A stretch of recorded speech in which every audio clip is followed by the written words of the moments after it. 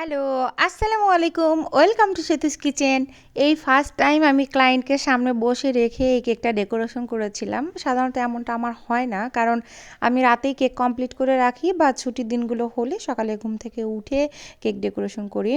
তো আমাকে বলেছিল যে আন্টি আপনি রেডি করে রাখেন, আমি বিকালে নিয়ে আসবো। তো ও আবার সকালে হুট করে আসছে টিউশনি করতে, আসে আমাকে ফোন দিছে যে আন্টি কেকটা আমি নিতে আসতেছি। তখন শুধু আমি এরকম আইসিং করে রাখছি। আল্লাহ কি একটা অবস্থা, আমি তো রিল্যাক্সেই আছি, বিকালবেলা হবে, আমি আস্তে ধীরে পরে করব। তো তখন বললাম আচ্ছা ঠিক আছে আসো, যেহেতু এটা মানে অতটা কাজের কেক না, শুধু নজেল দিয়ে হয়ে যাবে। তো বললাম যে আচ্ছা ঠিক আছে আসো, ও আমার মানে খুব কাছের ছোট একজন, আর আমার রেগুলার ক্লায়েন্ট, ও অনেক কেক নিছে আমার কাছ থেকে। তো বললাম আচ্ছা ঠিক আছে আসো, আমার স্টুডেন্টই হয় অবশ্য।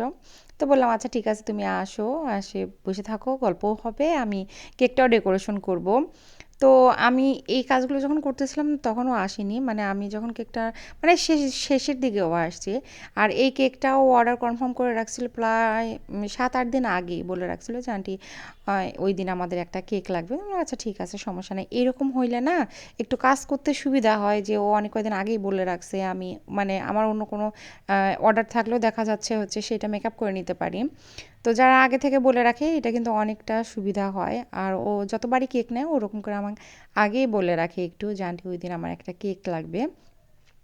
তো এইটা ছিল হচ্ছে 1 পাউন্ডের একটা ভ্যানিলা পেস্ট্রি। আর এটা তো প্রিন্সেস থিমের কেক, এই কেকটা যে আমি কতবার করলাম, তো আমি নিজে থেকে এটার ডিজাইনটা আর কি চেঞ্জ করে দিছি, কারণ ওই একই ডিজাইন আমার আর ভালো লাগতেছিল না। তো আমার উপরই ডিজাইনটা ছেড়ে দিছিল, বলছে আপনার মন মতো করে দিয়েন, কোনো সমস্যা নাই, কালার থেকে শুরু করে সব কিছুই আমার উপর ডিপেন্ড করতেছিল। তো আমি ছোটো স্টার নজেলটা দিয়ে এই ডিজাইনটা করে দিছি। এটা আমি এই ডিজাইনটা একবারও করিনি, মানে এই প্রিন্সেস থিমের মধ্যে। তো ভাবলাম এটা একবার করে দেই, দেখি কেমন লাগে।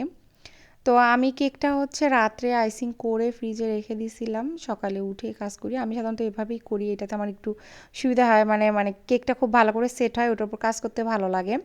তো উপরের ডিজাইনটা একটু আলাদা ছিল, মানে আমি যে কয়েকটা পিকচার ওনাকে দেখাইছিলাম, তারপর ভাবলাম যে এই উপরের ডিজাইনটাও আমি একটু চেঞ্জ করে দিই। তো এখানে আমি ছোট্ট ছোট্ট রোজেস করে দিচ্ছিলাম।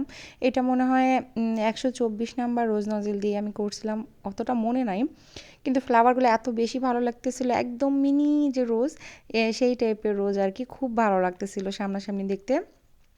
তো আমি আবার হচ্ছে এখানে একটু পাপড়ির ডিজাইনটা করে দিচ্ছিলাম, যাতে একটু ভালো দেখা যায়, সাইডে ফাঁকা লাগতেছিল, এই জন্য আমি এই ডিজাইনটা করে দিছি। আর উপরে এখন হচ্ছে একটু সুগার বল দিয়ে দিব, যাতে মানে ছোটো বাচ্চা তো সুগার বল বেশি পছন্দ করে। আমি যখন এই কাজগুলো করতেছিলাম তার একটু আগেই ও আসছে, তো ওর সাথে গল্প করতেছিলাম আর দিচ্ছিলাম। ও বলতেছিল আন্টি এগুলো কেকের উপর খাইতে কিন্তু খুব বেশি মজা লাগে। আসলে ছোটো মানুষ হচ্ছে মানে সুগার বলটা একটু বেশি পছন্দ করে। আর সুগার বল না দেওয়া পর্যন্ত আমি দেখি কেন জানি মানে হয় কেকের সৌন্দর্যটা ফুটে ওঠে নাই, ওইটাই মনে হচ্ছে কেকের আসল আকর্ষণ। আর মানে ও যেহেতু বসেছিল, ও চলে যাবে আবার, আমি হচ্ছে কেকটা ভালো করে বেশ একটা ছবিও নিতে পারিনি, মানে রেডি করে ওর সাথেই গল্প করতেছিলাম, তাড়াতাড়ি আর কি ডেলিভারি দিয়ে দিছি। তো এই তো আমার কেক ডেকোরেশন একদম শেষ, এটাতে আমি আর কিছু করিনি, শুধু এই যে সুগার বল দিয়ে দিলেই কেকটা আমার কমপ্লিট হয়ে যাবে।